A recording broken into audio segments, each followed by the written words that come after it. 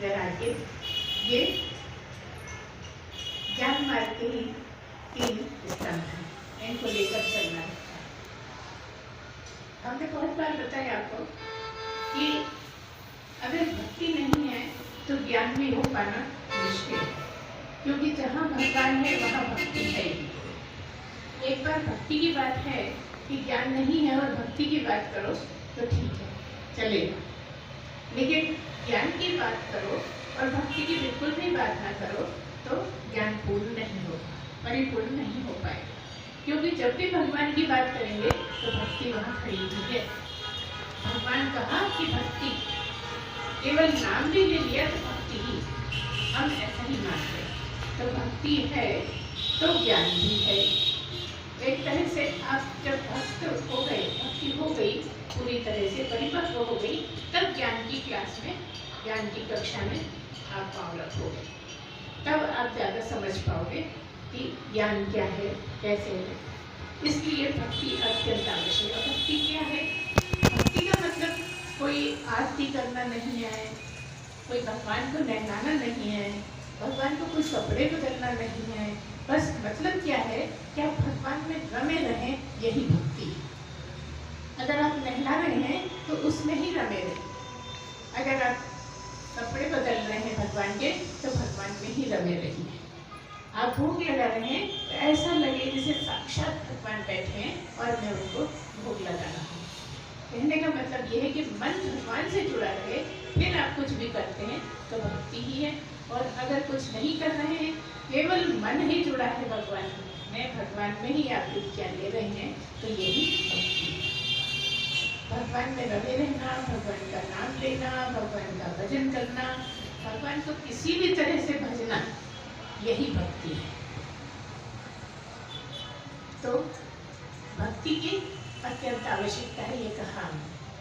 अब आगे बढ़ते हैं जब, तो वैराग्य की भी आवश्यकता है। अगर आप शरीर से आसक्त हैं तो आप वैराग्य को नहीं प्राप्त कर सकेंगे।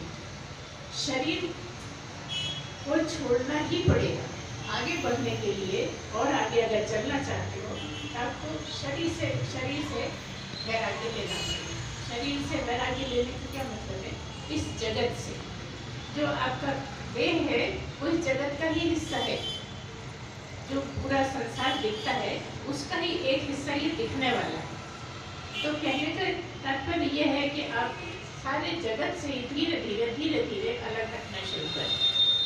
अगर आप जगत से धीरे धीरे अलग हटते हैं तो फिर आपका इससे भी धीरे धीरे आसक्ति हटेगी। सभी इसमें सभी कुछ है, खाना है, सुनना है, सूंघना है, छूना है, देखना है, ये सारी चीज़ें इसी के अंतर्गत आती हैं, आपके शरीर के अंतर्गत ही आती है। अगर आप इसमें ज़्यादा इन्वॉल्व होंगे, ज़्यादा फंसे रहेंगे तो मतलब आप देह में ज़्यादा फंसे हैं, क्योंकि देह से ही हम सुनते हैं, देह से ही हम देखते हैं, देह से ही हम छूते हैं, देह से ही चखते हैं। ये सभी काम, पांचों जो ज्ञानेंद्रियां हैं वो देह में ही है, और इसी के द्वारा हम आसक्त होते हैं। अगर हमने कुछ देखा तो देखकर हम, ऐसा नहीं है देखा और देखकर छूट गए, कुछ भी देखा तो मन कुछ बात करने लगता है, कुछ बात उठाने लगता है, और आप अपने आप को भी भूल जाते हैं और उन बातों में आगे निकल जाते हैं। आप भूख लग रही है, कोई फल देखे, कोई खाने की चीज़ें देखी, कुछ भी समोसे आलू बड़े देखे तो आपको मन होता है बड़ी भूख लगी है, खा लें थोड़ा सा, है ना? क्या मतलब? केवल आंखों ने देखा था तो मन कहने लगा कि खाओ। इसी तरह सारी चीज इंद्रियों का है कि जैसे ही आपने कुछ थोड़ा सा सुना तो और सुनने का मन होता है। कोई बुराई कर रहा है, थोड़े से शब्द आपके कान में पड़ गए तो आप और ज़्यादा सुनना चाहते हैं कि मेरी ही तो नहीं कर रहे बुरे, है ना? इस तरह से अगर आप ठीक सोचोगे, समझोगे तो आप वैराग्य को प्राप्त हो सकते हैं। लेकिन होता यही है कि अगर कुछ सुन लिया है तो हमें ज़्यादा व्यग्रता होने लगती है सुनने की कि क्या बात हुई, किसके बारे में, हमारे बारे में क्यों हुई। तो इसका मतलब क्या है कि आप शरीर में ही फंसे, आप शरीर को ही मैं मानते। जैसे सबके शरीर हैं, सब अपने शरीर में आ सकते हैं, ऐसे ही आप इस शरीर में भी आ सकते हैं। इस शरीर में आ सकते हैं, इसलिए आप इससे आगे नहीं बढ़ पाते। और अगर आपको ये ध्यान है कि मैं नित्य ही हूँ, मैं आत्मा ही हूँ, तो आपको बुरा नहीं लगेगा। कोई बुराई कर रहा है, करने तो शरीर की कर रहा है, शरीर तो जाने ही वाला है, शरीर कोई सदा थोड़ी रहेगा, लेकिन मैं सदा नहीं, मैं नित्य हूँ, ये सोचने का ढंग होगा तो आप धीरे धीरे देखने से भी अलग हटते जाएंगे। देखने में इतनी आसक्ति नहीं रहेगी। अभी थोड़ा भी देखते हैं तो हमें ज़्यादा देखने की इच्छा होती है, ज़्यादा उत्सुकता बढ़ती है। ऐसे ही सुनने का है, थोड़ा सुन लेते हैं तो ज़्यादा सुनने की इच्छा होती है, कुछ चख लेते हैं तो खाने की इच्छा होती है, कुछ छूते हैं तो ज़्यादा पकड़ने की इच्छा होने लगती है, ज़्यादा उसका स्पर्श का अनुभव लेना चाहते हैं। मतलब थोड़ा सा भी अगर उधर आपका मन चला जाए तो उसमें पूरी तरह से आप लग जाते हैं और यही इंद्रियां आपको घसीट के ले जाती हैं और फिर आपके चाहे घुटने फूटे, चाहे आप चोट लग जाए, चाहे एक्सीडेंट हो जाए, आपको बिल्कुल होश नहीं रहता। अगर आप इनको ठीक से समझते, इस पे चिंतन मनन करते हैं तो धीरे धीरे आप इंद्रियों को समेटना शुरू करेंगे।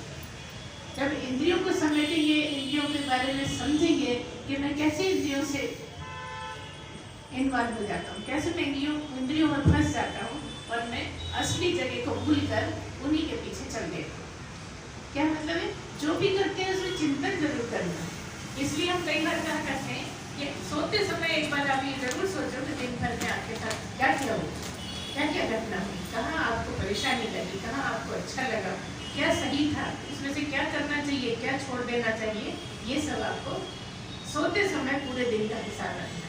अब उसमें जो भी हुआ है उसमें आप ही अपने मस्तिष्क से ये डिसाइड करिए कि क्या हमें करना है और क्या आज हमने गलत कर लिया है तो हमें नहीं करना चाहिए।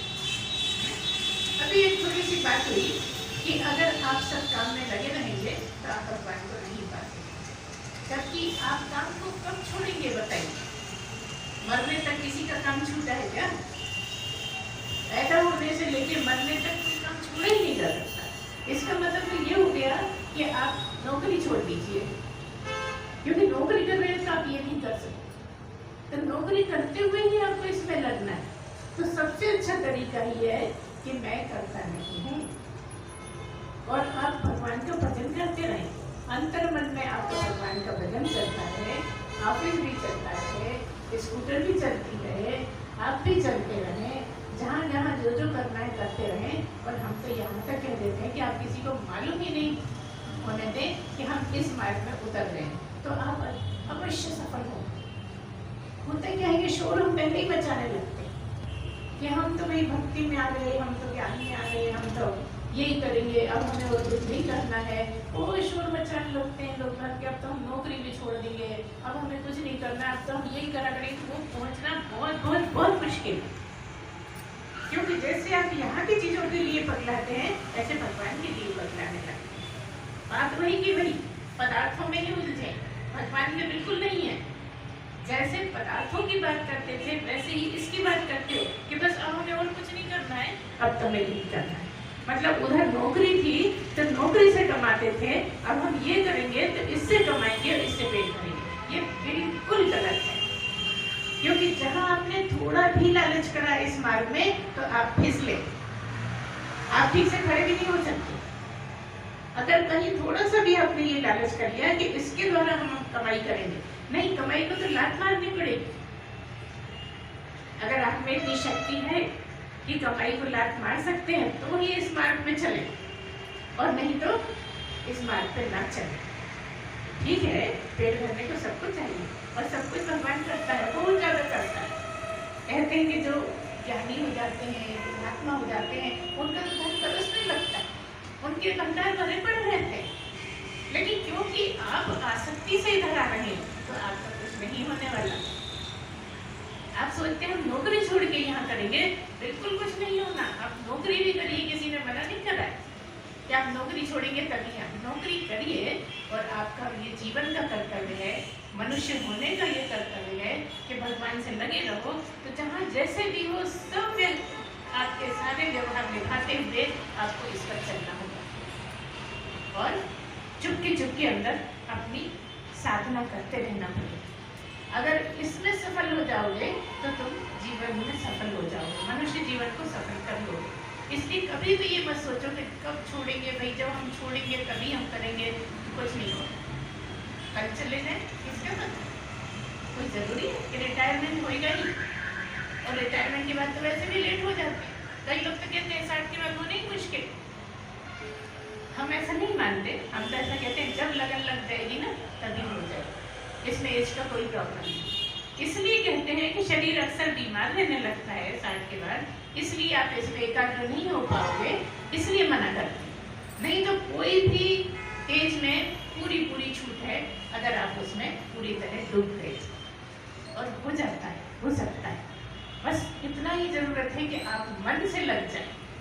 शरीर में क्या हो रहा है, ये तो शरीर है, ये तो इसमें होता ही रहता है कुछ ना, जन्म से लेके मरने तक कुछ ना कुछ इसका होता ही रहता है। बुढ़ापे में थोड़ा ज़्यादा होने लगता है, थोड़ा कमजोर हो जाता है, और खत्म होने की तरफ जा रहा है, इसलिए थोड़ा बढ़ने लगता है। तो जब आप भगवान में रमने लगेंगे तो आपको इसके दुख मालूम ही नहीं पड़ेंगे, बहुत बार बिल्कुल नहीं मालूम पड़ते। ऐसी स्थिति होती है कि सब कुछ होते हुए बिल्कुल मालूम नहीं पड़ता। अगर हम अपने बारे में बताएंगे ना तो कोई लोग करेंगे कि ये तो भागती है, इसलिए हम नहीं बता रहे। बहुत सी चीज़ें ऐसी हैं जो बिल्कुल खबर तक नहीं होती, वो होता चला जाता है। इसलिए आपको बस एक ही चीज़ पे नजर रखिए कि आपका मन भगवान से जुड़ा रहे। हर हालत में मन भगवान से जुड़ा रहे तो आपको वैराग्य भी हो जाएगा और ज्ञान भी हो जाएगा। जब वैराग्य होगा तो फिर उधर की बातें समझ में आने लगेंगी, तो ज्ञान होगा। आप चाहते हैं कि एक हाथ में ये सब भी दिमाग में भरा रहे और ज्ञान हो जाए, बस यही गलती कर। नौकरी भी कर लीजिए, सब कर लीजिए, बच्चे भी पढ़ लीजिए, बच्चों को पढ़ा लीजिए, बच्चों की शादी कर लीजिए, कोई मना नहीं है। बस मना क्या है कि आप एक हाथ से संसार को पकड़े रहे और एक हाथ से ज्ञान की तरफ बढ़ते रहे, ये कोई चांस नहीं।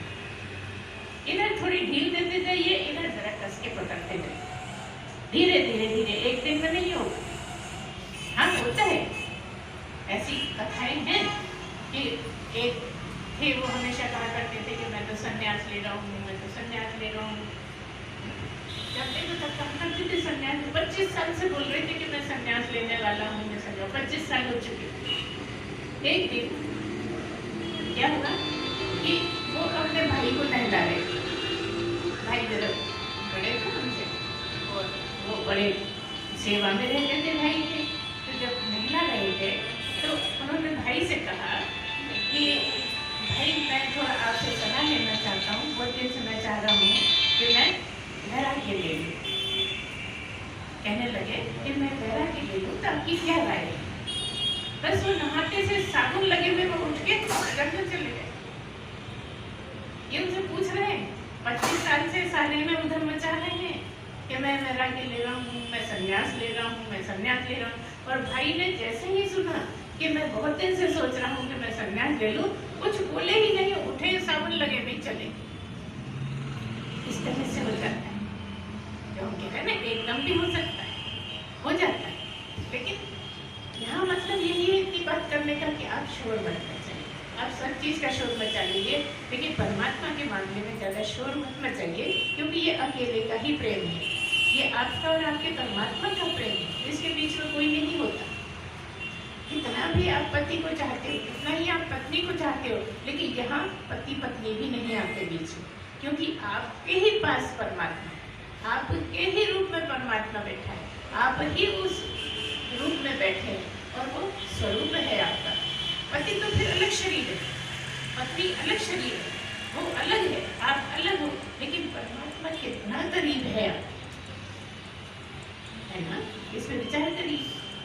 तो फिर आपको क्या जरूरत है किसी को भी कुछ भी कहने की? आप उससे प्रेम करते हैं कि आपका प्राइवेट मामला है? तो हम यहाँ जगत में प्राइवेट मामला समझते हैं। जगत में प्राइवेट मामला करके बहुत गलतियां कर देते हैं कि किसी को क्या पता, किसी को क्या पता। हम तो कहते हैं अगर आप प्रेम कर सकते हो तो परमात्मा से ही करिए, उसको सब कुछ पता है। किसी को कुछ पता हो या नहीं पता हो, उसको सब पता है। तो सच्चा प्रेम तो परमात्मा से ही होता है। जो कहते भी हैं शरीरों से प्रेम करने वाले, लव अफेयर चलता है, कोई भी करता वर्ता नहीं है, वासना के चक्कर में रहते हैं, इच्छाओं के पीछे भागते हैं, और परमात्मा के बीच में कोई वासना है ही नहीं।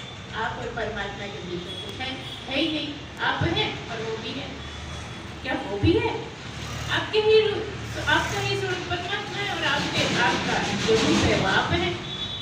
जिसको अभी आप मैं कहते हैं वो आपका रूप है और जो आपका स्वरूप है वो परमात्मा है। तो कितना करीबी है, इससे करीबी रिश्ता कोई है ही नहीं।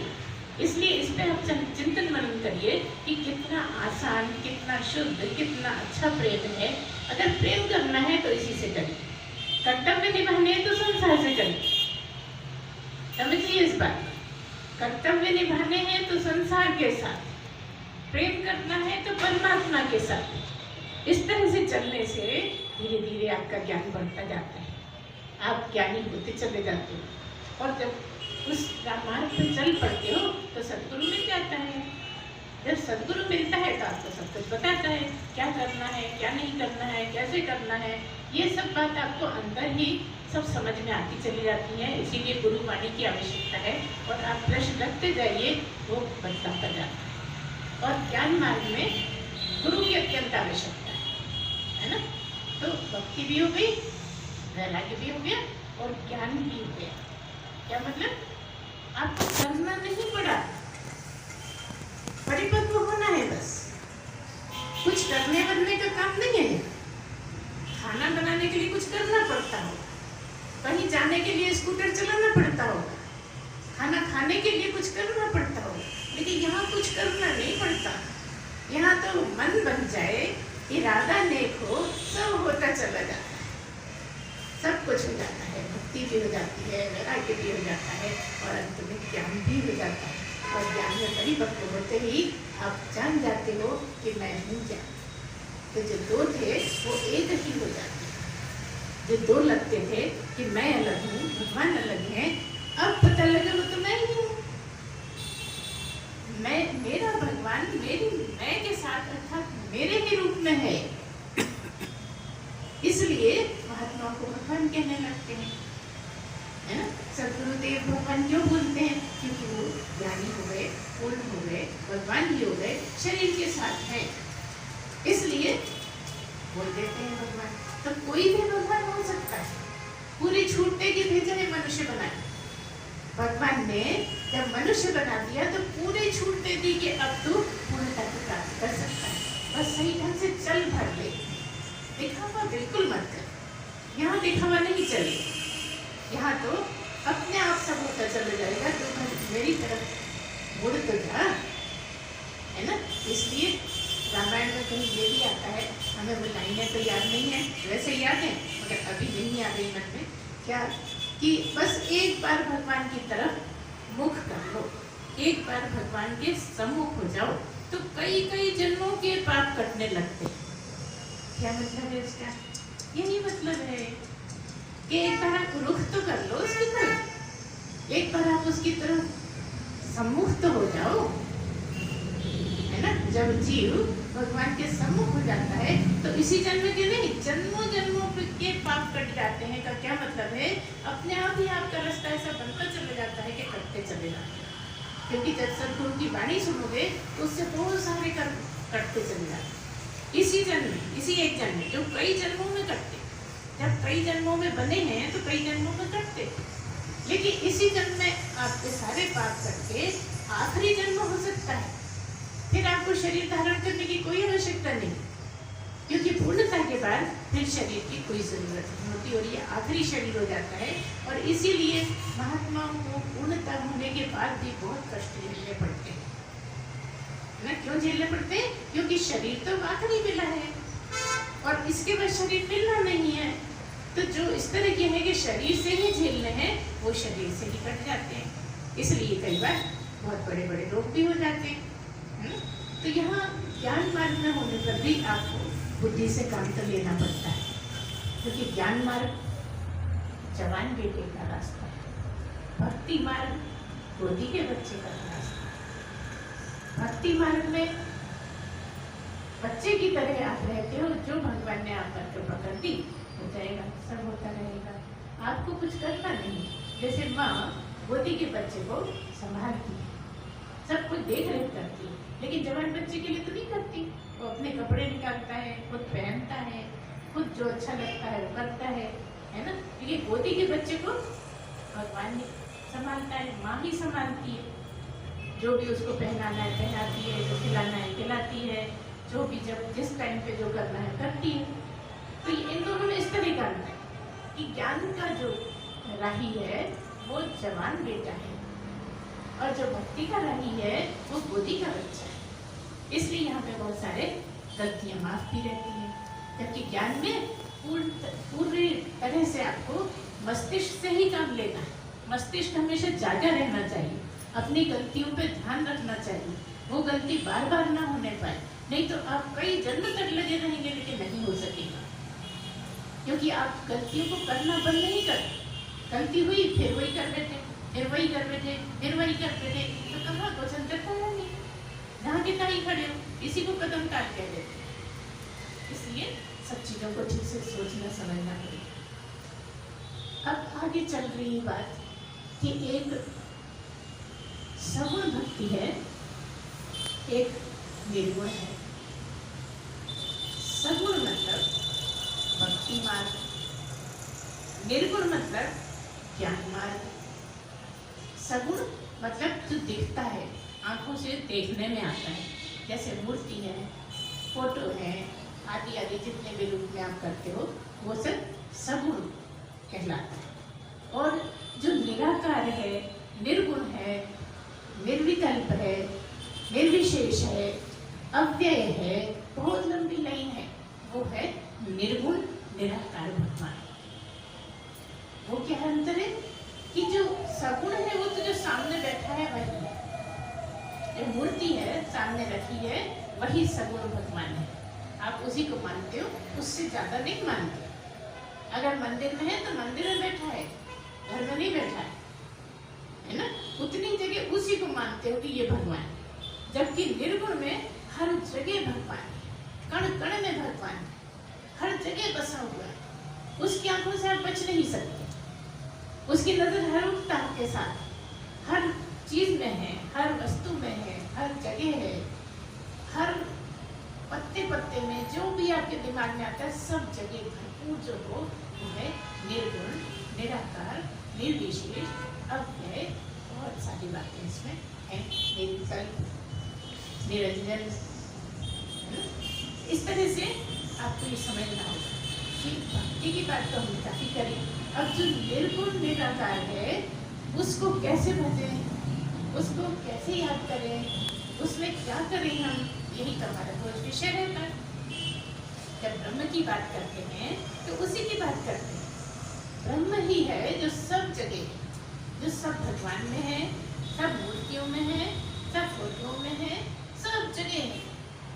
ब्रह्म का मतलब क्या है कि फोटो की जो जान है वो ब्रह्म, मूर्ति की जो जान है वो ब्रह्म, आपकी जो जान है, जान की जान है वो ब्रह्म, कृष्ण में जो बैठा है वो ब्रह्म।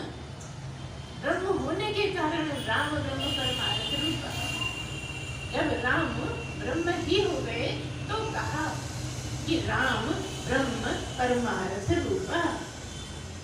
आपको भी कहा जा सकता है अगर ब्रह्म ही हो जाओ तो आप भी परमार्थ के ही रूप हैं, ब्रह्म ही हो गए। लेकिन इसमें बहुत ज्यादा मेहनत की जरूरत है, बहुत ज्यादा एकाग्रता की जरूरत है, वैराग्य होना जरूरी है, आसक्ति हटाना जरूरी है। बहुत सारी सीढ़ियां हैं जो आपको धीरे धीरे धीरे धीरे बड़े पेशेंस से, बड़े पेशेंस से ही आगे चलना है। बड़े शांति से, आराम से, अपने आप में रहकर विचलित नहीं होना है, धीरज से चलना है। धीरज से चलते चलते चलते चलते एक दिन आप पाते हैं कि मैं तो वही हूँ जिसको मैं ढूंढ रहा था, जिसको मैं कब से भटक रहा था, कब से ढूंढता था, वो तो मैं ही निकला, मुझसे अलग है ही नहीं। और वैसे भी आप देखिए कि जब आप परोक्ष की बात करते हैं तो भगवान को परोक्ष ही समझते हैं, वो ऐसा है, वो ऐसा है, वो ऐसा है करते हैं। जब भी आप वह की बात करोगे, वह करके बात करोगे तो कहीं और वो ऐसा है, वो ऐसा है। आप कितना भी उसका गाना गाते हैं, कितनी आप उसकी उपासना करते हैं, लेकिन वह न मैं न तू, वह मैं यहाँ हूँ सामने जिससे बात कर रहा हूँ तू है, लेकिन वो तो मैं ना आंखों से दिख रहा है, ना आवाज सुनाई पड़ रही है, ना उसको जान पा रहे हैं। वह मतलब सबसे कम समझ में आने वाला, उससे ज्यादा समझ में आना वाला तू, जो आंखों के सामने समक्ष, जो समक्ष है, वो दिख रहा है, बोल रहा है, बैठा है, खड़ा है, क्या कर रहा है, कैसे कर रहा है, उस वह से तू ज्यादा समझ में आ। तू ही तू, तू ही तू, तू ही। लेकिन ज्ञान मार्ग में अंत में मैं ही मैं, बस मेरे अलावा कुछ नहीं, हर जगह मैं ही मैं हूँ, मैं ही हूँ, जो भी है सब मैं ही, ब्रह्म मैं ही हूँ, मेरे से अलग कुछ हो ही नहीं सकता। कोई चीज मुझसे अलग नहीं है, कोई वस्तु मुझसे अलग नहीं है, कोई व्यक्ति मुझसे अलग नहीं है, कोई समुद्र मुझसे अलग नहीं है। सब जगह मेरा इतना विस्तार हो गया, इतना विस्तार हो गया कि हर जगह मैं ही मैं, मैं ही मैं, मैं। तो यहाँ क्यों कह रहे हैं? इसलिए कि सबसे ज्यादा आप मैं के बारे में ही जानते हो, तू के बारे में थोड़ा कम जानते हो। कितना भी जानोगे, लेकिन जब तक वो नहीं बताएगा तो कैसे जानोगे? तू के बारे में कैसे जानोगे, है ना? और मैं के बारे में तो और भी कम, समझ में भी कम आता है। कह रहा हो कुछ ना कभी देखा ना जान रहे हैं, आप कितनी कथाएं सुना रहे हो मामा की, चाचा की, लेकिन हमें तो कुछ फर्क नहीं पड़ रहा उसको, क्योंकि वह है ना, तू है ना मैं। लेकिन मेरे से मेरी कौन सी बात छुपी है? बचपन से लेके आज तक कौन सी बात ऐसी है जो मुझसे छुपी है? तो सबसे ज्यादा जानकारी मेरे बारे में मुझे है, और मेरे बारे में मैं ही जान सकता हूँ। मुझे कौन सा सपना दिखा, मैं कब जग गया, मुझे डर लगा कि नहीं, मैं खुश हुआ क्या, मुझे मजा आया क्या सपना देख के, ये सब मुझे ही पता है। कोई भले ही मेरे पास में सो रहा है, उसे कुछ नहीं पता मेरे बारे में, उसके बारे में वो जानता है, मेरे बारे में मैं जानता हूँ। कितना भी अच्छा किया मुझे पता है, कितना भी बुरा किया मुझे पता है, कितना झूठ बोल रहा हूँ मुझे पता है। अच्छा है ना? कौन सी बात है जो आपको आपके बारे में पता? इसलिए सबसे आसान मैं को जानना है, लेकिन सबसे कठिन लगता है। तीनों मार्ग में सबसे कठिन ज्ञान मार्ग लगता है, क्योंकि यहाँ तपस्या ज्यादा है, यहाँ एकाग्रता ज्यादा है, यहाँ सच्चाई ज्यादा है, यहाँ ईमानदारी ज्यादा है, जो हमसे होती नहीं। बस और कोई देरी नहीं है। देरी इसी बात की कि ना तो हम ईमानदार हैं, ना हम सच्चे हैं, ना हम कोई बात सही ढंग से करना चाहते हैं। ये चाहते हैं सब कपड़ सपड़ चलता रहे और ज्ञान हो जाए। नहीं, ऐसे नहीं होगा, हो नहीं सकता। सत्य का नाम ही ब्रह्म है, ब्रह्म का नाम ही सत्य है। इसीलिए सत्य को समझना पड़ेगा। तो सत्य है क्या? सत्य मैं ही हूँ, मेरे अलावा कुछ सत्य नहीं। ये झूठ है, मैं सत्य हूँ, ब्रह्म सत्य, जगत मिथ्या। मैं ही ब्रह्म हूँ और मैं ही सत्य हूँ, बाकी सारा जगत इसके सहित झूठा ही झूठा। ये समझना है कि सत्य तो बस एक ही है और वो है मैं। सत्य तो बस एक ही है, वो मैं है, बोलने वाली नहीं। जो समझ में आए मैं है, वो मैं। जो अंदर है वही सत्य है, उसको छोड़ के बाकी सब झूठ है। इसलिए कह दिया ब्रह्म सत्यम जगन मिथ्या, जीवो ब्रह्मैव नापरा। बस जिस समय आपको आखिरी पॉइंट ये समझ में आ जाए कि जीव ही ब्रह्म है, काम पूरा। जब तक मैं जीव समझता हूँ, जब तक मैं संसार हूँ। जिस दिन मैंने ब्रह्म समझ लिया तो मैं ब्रह्म ही हूँ, सत्य ही हूँ। अब सत्य के पे चले, सत्य को ढूंढने चले, सत्य को जानने चले और दिन रात झूठ, तो सत्य कैसे मिलेगा? सत्य को पाने के लिए सत्य ही होना पड़ेगा। न असतो विद्यते भावो न अभावो विद्यते सता, उभयोरपि दृष्टो अंतस्तन्त्र। क्या मतलब है कि न असतो विद्यते भाव, ये असत का तो कुछ अस्तित्व ही नहीं। जो झूठ है उसका कोई अस्तित्व नहीं, और दूसरी तरफ सत्य का कहीं अभाव ही नहीं है। क्या कहा?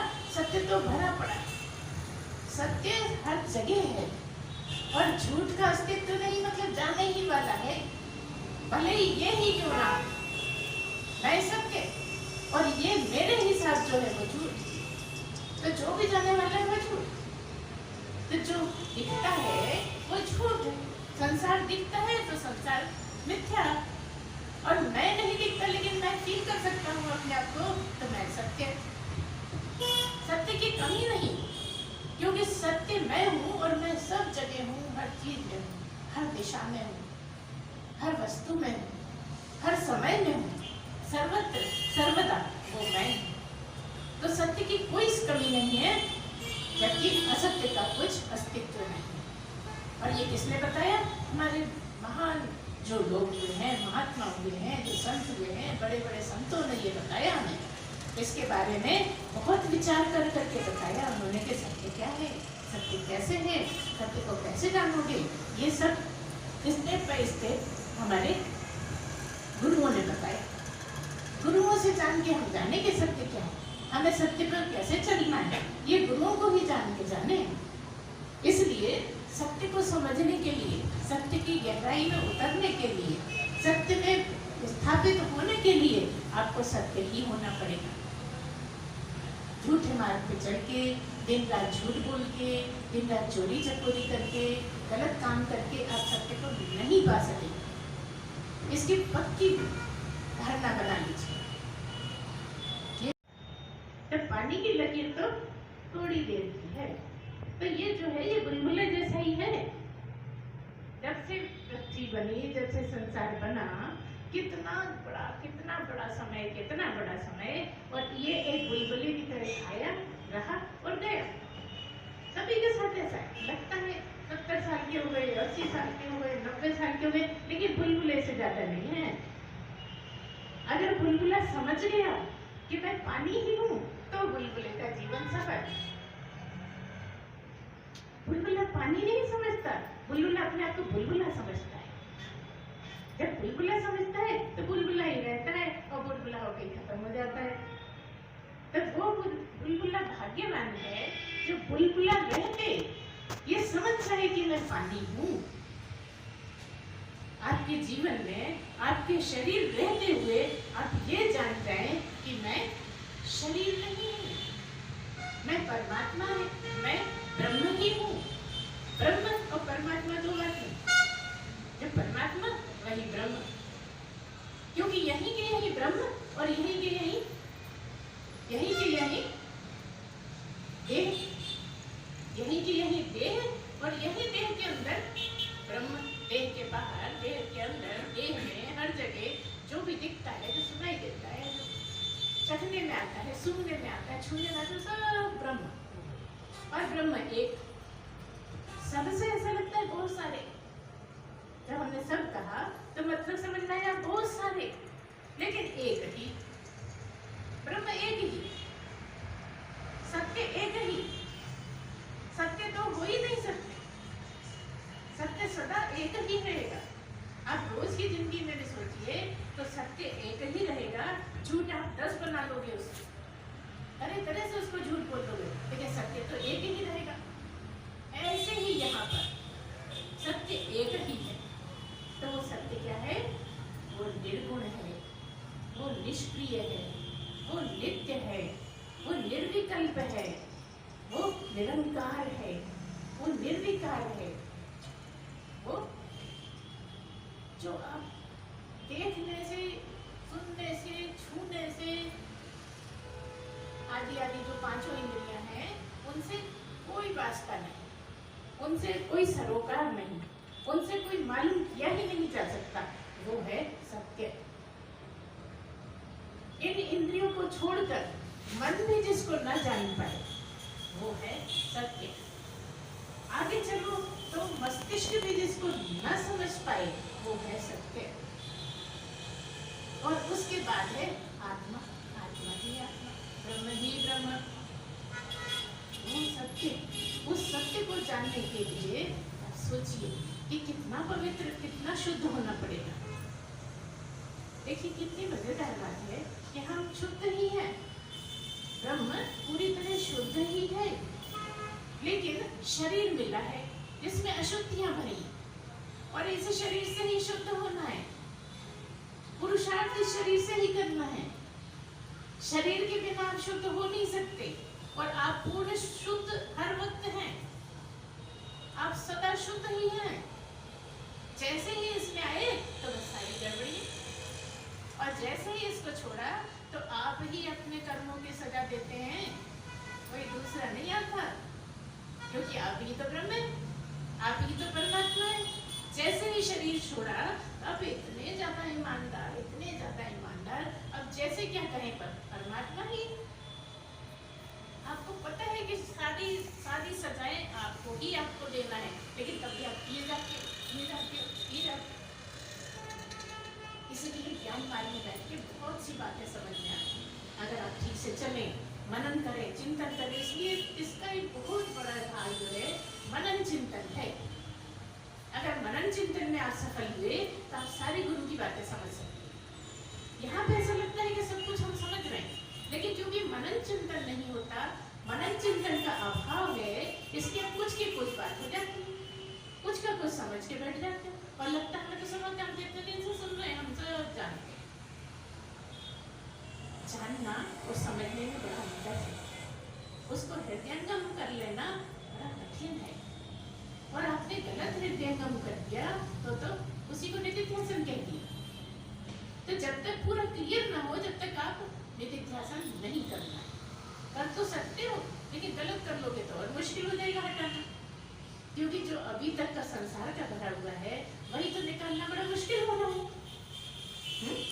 और आपने यहाँ का गलत बिठा लिया तो फिर कब हटाओगे?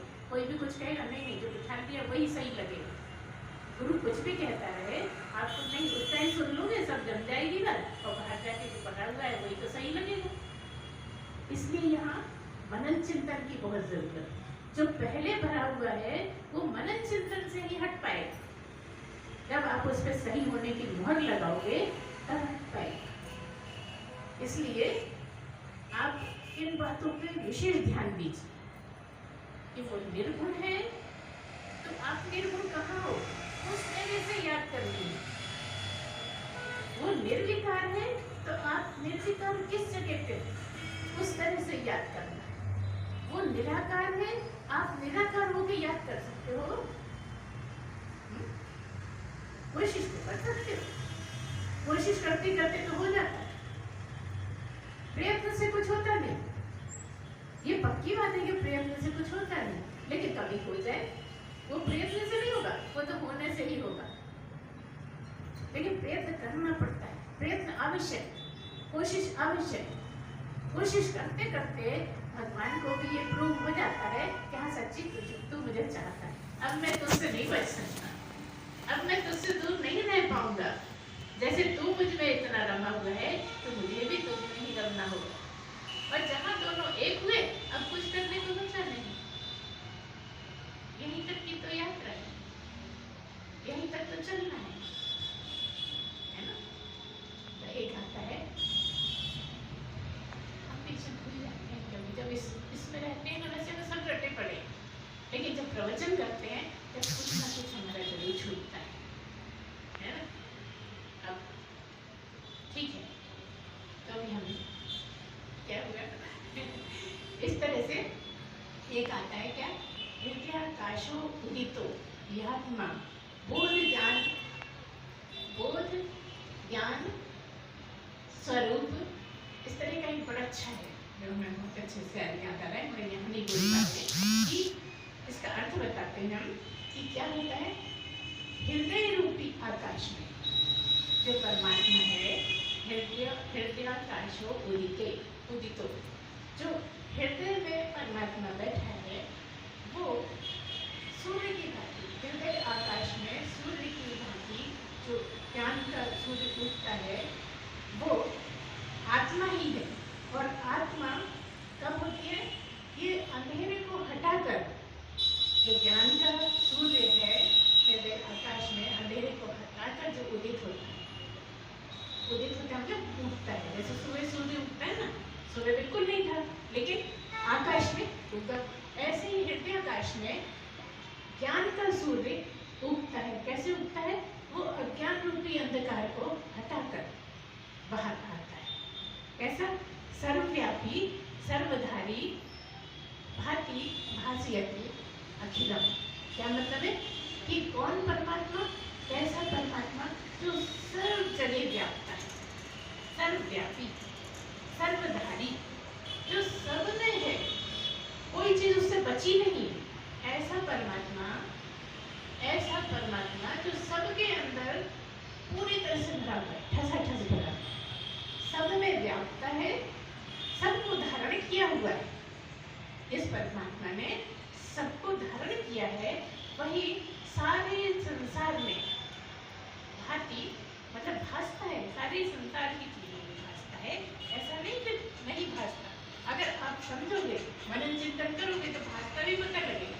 तो सारे विश्व को प्रकाशित कर देता है वो परमात्मा जो हृदय आकाश में रहता है, अंधकार को हटाकर उजाला देता है, प्रकाशित होता है, और वो सारे संसार में सबको धारण किए हुए, सब में रहते हुए और पूरे विश्व को प्रकाशित कर देता है। ऐसा परमात्मा सूर्य की भांति। उस परमात्मा की याद करो, उस परमात्मा में रमना सीखो, उस परमात्मा में रहा करो, तो आपको आगे आपका रास्ता फिर वो खुलता चला जाएगा। और आगे हमने बताई भी आपको वो कैसा है, निर्गुण है, निष्क्रिय है। निर्गुण मतलब जिसमें कोई गुण नहीं, बस है ना। जीव में गुण है और परमात्मा में गुण नहीं है। कौन से गुण है? 3 गुण है ना, 5 तत्व और 3 गुण। अष्टधा प्रकृति है, और जहाँ कोई अष्टधा प्रकृति नहीं है, कोई गुण नहीं है, कोई शरीर नहीं है और निर्गुण है, निराकार है, वो परमात्मा। निष्क्रिय है, जो कुछ करता नहीं, करता सब कुछ है, सारा संसार नहीं चला रहा है, हम लोग नहीं चला रहे, वही पूरा संसार चला रहा है। तब भी क्या कह रहे हैं? निष्क्रिय, आराम से, कोई कहीं की कोई चिंता नहीं, कोई खुशी नहीं, कोई गम नहीं, किसी भी कुछ भी दिमाग में आता नहीं, जाता नहीं, ऐसा निष्क्रिय भाव में। और कैसा? निर्विकल्प हो। जैसे आपका मन है तो क्या है, तरह तरह की कल्पनाएं उठती रहती है ना, संकल्प विकल्प उठते रहते हैं। तो मन में तो संकल्प विकल्प उठते हैं, लेकिन परमात्मा का मन भी नहीं, तो निर्विकल्प हो और निरंजन, मतलब कोई दोष भी नहीं, जो दोष नहीं थे उसकी बात। निर्गुण, निराकार, निष्क्रिय, निर्विकल्प और क्या बोला?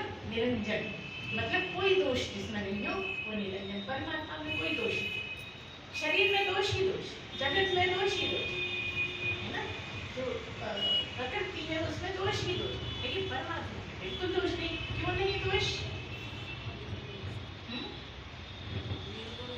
क्योंकि निर्लेप है, उसको कोई चीज छू नहीं सकती, विकार छू नहीं सकते, गलत चीज उसमें बैठ नहीं सकती, आप कुछ उसका बिगाड़ नहीं सकते, आप उसका कुछ सुधार नहीं सकते, है ना। ऐसा परमात्मा। और कैसा? जो सब जगह रहता है, उसका कोई आकार नहीं है, वो सब आकारों में बसा रहता है ना। फिर क्या है? नित्य मुक्तो अस्मि, ये भी उसमें आता है, नित्य मुक्तो अस्मि।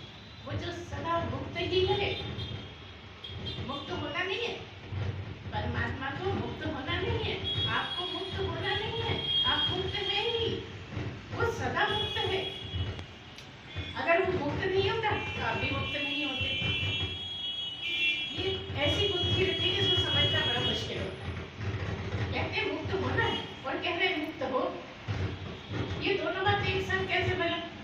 इसीलिए तो लोग भाग जाते हैं ज्ञान में। ऐसा लगता है कि पागल नहीं है, इनको नहीं पता ही पिछला सेंटेंस क्या बोला, आगे कुछ और बोल दी। अभी कह दिया कि निर्गुण है, अभी कह दिया गुण भी सब उसमें। अभी कह दिया कि वो तो निर्विकल्प है, और तब भी कितनी कितनी झूठी बातें करते हैं। शुद्ध होता है उनका मन यंत्र लगता है। तो इस तरह से क्या कह दिया, वो नित्य मुक्त उसकी, उन्हें कोई कह दिया मैं सदा मुक्त ही हूँ और निर्मल हूँ, मुझमें कोई मल है ही नहीं, क्योंकि मैं निर्लेप हूँ, क्योंकि मुझे कोई मल छू नहीं सकता, मुझे कोई मल प्रवेश नहीं कर सकता, तो मैं तो सदा निर्मल हूँ। ऐसा परमात्मा, ऐसे परमात्मा को ढूंढ रहे हो तुम, और उसको ऐसा भी नहीं बोल सकते, बस है बोल सकते हैं। सारी कथा कर दी और कह दिया सब बेकार। 1 घंटे तक चिल्ला चिल्ला के कथा भी कर दी और कह दिया सब बेकार। ऐसा मत समझ लेना परमात्मा, वो ऐसा है ही नहीं, बस यही तो परमात्मा है। और ऐसे ही तुम हो, यही तुम हो, ऐसे ही नहीं, यही तुम हो। तुम्हें अपने को ही समझना है, किसी और को समझना ही नहीं है। तो जब तुम बिल्कुल शांत बैठे होते हो, चुपचाप बैठे होते हो, अगर कभी ऐसा समय आ जाए कि शरीर पल भर को छूट जाए, तो सारा समझ में आ जाएगा। जो हम बोल रहे हैं वो है थोड़ी कोई, जो हम इतनी देर से बोल रहे हैं वो है नहीं, वो तो बोला ही नहीं जा सकता, उसको बोलने के लिए शब्द ही नहीं है, उसको बोले कैसे? तो ये इतना टाइम क्यों खराब कर रहा है हमारा? जब वो है ही नहीं तो इतना टाइम क्यों खराब कर दिया आपने हमारा मूड को?